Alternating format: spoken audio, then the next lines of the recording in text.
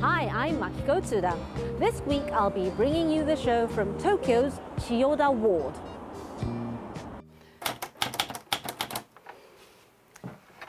Many people are sure to treasure pictures and videos of themselves, their families and friends and store them in various media. But has it ever crossed your mind that maybe one day you won't be able to access that data and those memories? All media, other than paper and stone, will become extinct. The Extinct Media Museum displays about 3,000 items from media to devices that have gone extinct or are dying out.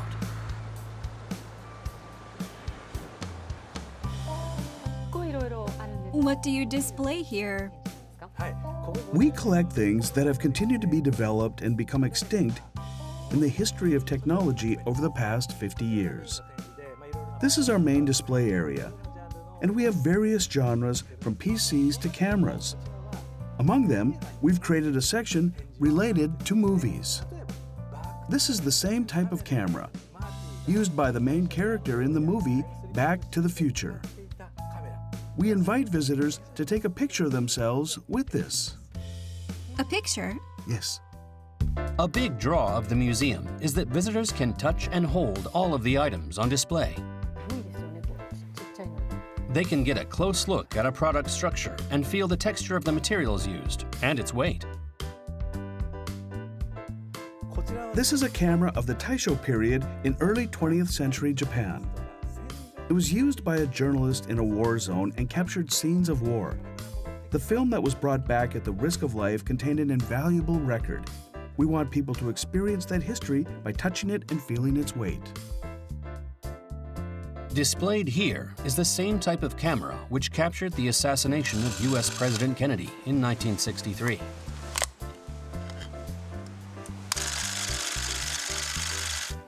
This is a camera that people use to call double 8.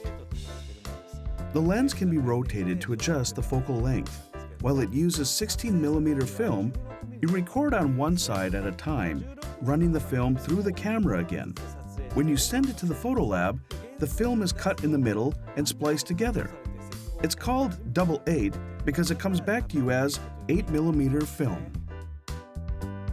Introduced in 1965 was cartridge-type film, such as Super 8 and Single 8.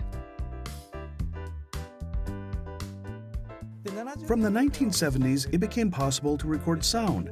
A microphone was attached to the side of the camera, but in order to capture audio, the sound of the film rotating had to be blocked out, leading to camera bodies becoming bigger. With that, the 8mm camera reached its peak, and we entered the era of video. In the 1960s, cameras using videotape also appeared. But because this was so high-end, it was something that only really wealthy people could afford. As we entered the 1970s, Beta and VHS videotapes were introduced. Many people today may have never even seen this, but it allowed tapes to be inserted directly into the camera. For the first time, shoulder-mounted cameras became available for the general public, making it easy for anyone to film. in 1985, an even more compact camera called 8mm video was launched. Most manufacturers entered the 8mm video market. Then, from the 2000s, digital tapes and digital cameras came out. Because they were digital, people could transfer video data to their computers, allowing even ordinary users to easily edit their footage. That led to the YouTube culture we see today. At the museum, visitors can also learn about the history of mobile phones in Japan. This museum was built with movie cameras as the main collection. But mobile phones actually get a better reaction from visitors. For example, in the 1990s, most mobile phones were either big brick-like devices or business-like straight phones. Then, as history progressed, various designs emerged. The INFOBAR is what took Japan by storm as a design-oriented phone. As devices with superior aesthetics appeared, there was a kind of design war in the mobile market. Then, we entered an era of increasingly function-focused phones, a trend that continued until around 2010. From 2007, with the introduction of the iPhone, Japanese mobile phones fell by the wayside. Displayed after the mobile phones is the Walkman, which helped establish a global culture of portable music. The original Walkman had a base model, but after it became a massive hit, the Walkman WM series came out from the second generation, becoming much more compact. After that, Sony's goal became to make it even smaller and get it as close to the actual size of a cassette case as possible. Next, because the cables of headphones were seen as a nuisance, they became wireless.